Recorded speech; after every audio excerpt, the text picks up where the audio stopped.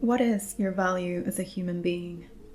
This is a system of reality bending or reality creation. The contents of this video is to better understand this system and how to use them on a personal level. If you use critical thinking skills, you can envision what are the wider applications of this system that are of use not only to you, but on a larger scale. You yourself, just like me and everybody else you know, exist in this physical reality. Everything that is around you, the device that you're watching this through, was once an idea. That means that before it was created in the physical realm, it was originated in a different plane.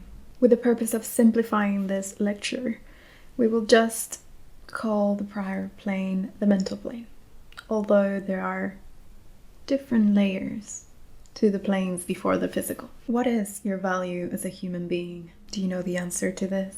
In order for you to do the things that you want to do, or you have to do, you have to have energy. What makes that energy valuable if not to be able to direct it somewhere?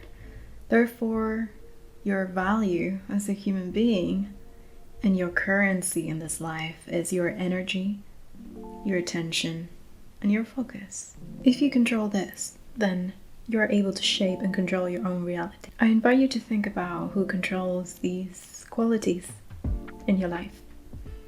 Manifestation and manifesting has been very popularized in the past years, so I'm going to assume that you know all about it. But as with everything, knowing and understanding are two different things. So hopefully I would be able to explain to you so you better understand how the system actually works. It does not matter what manifestation technique you choose to use in your practice or in your efforts to shape your reality. If you understand this system, everything else falls into place.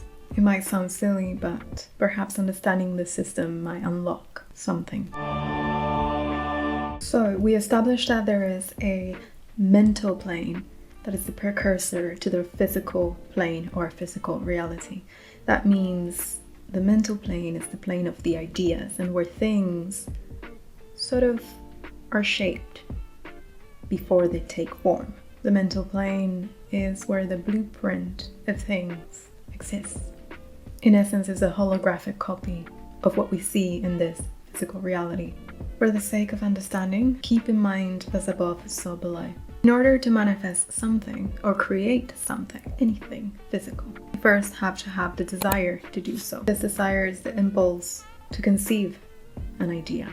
You can have many ideas, but unless you actually cultivate them, feed them and nurture them, they stay as ideas and never take form in the physical. So suppose you have the desire to manifest something or create something in your reality. If you truly want this to come into being, then you would have to imagine how that would look like. It is in the imagination where we actually give more details to those desires that we have. It's not the same to say, I want a house, than I want a house by the beach, a white roof and a balcony, as an example.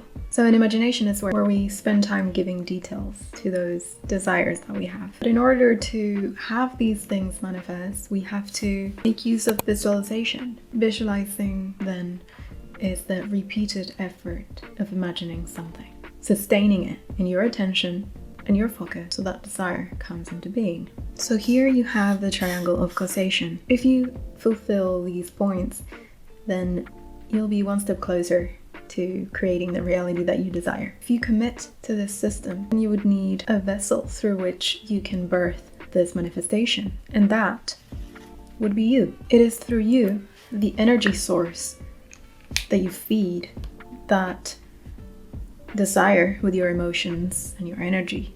Now, all of this is so far happening in the mental plane. It's all in your mind, just like everything else. If you master this system, then you will be able to have this triangle made square into the shape of a pyramid. And why is the pyramid such an important shape? You will be able to elevate this sustained energetic pressure of some sorts, will eventually find its way into the physical reality. There's another point to consider, and that is the sphere of availability.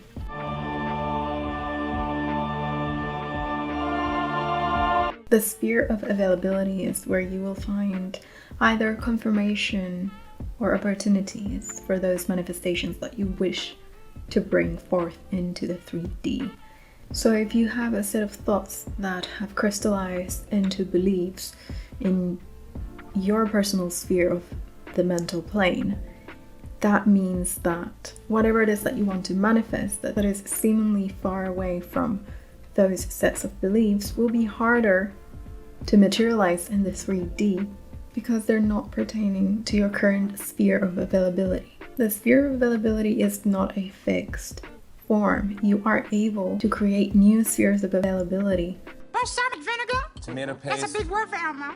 By changing those beliefs. Your sphere of availability will expand and change as your thoughts and beliefs change. So something that is far in the distance will make its way eventually. It's not the sphere that moves towards you, it's you that moves through the sphere. And sure, perhaps if you have groundbreaking experiences, that could help you jump forward a few spaces in that sphere. But usually you would have to move as if it was a ladder of frequency. So imagine these sets of desires, imagination, and visualization, these thought forms, which you put energy and emotion into. These create a frequency, like a radio. This is what sets your sphere of availability into motion, or really yourself. You will find, as I said, opportunities and confirmation coming your way in the experiences that you find yourself in.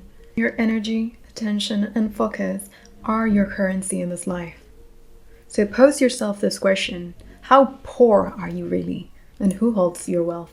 Are you a slave? Or are you a master of your own self? If you manage to control your thoughts, you can control your own reality. So, are you playing a role of a creator or a mere consumer on a day-to-day basis? Because that's what's going to determine what you eventually become. In order to utilize this triangle to your benefit, then you need to exercise imagination, exercise attention, directed attention and focus on something that you want to be focused on. I challenge you to set a timer for 2 minutes and see how well you're able to maintain one thought without getting distracted, or thinking without meaning to.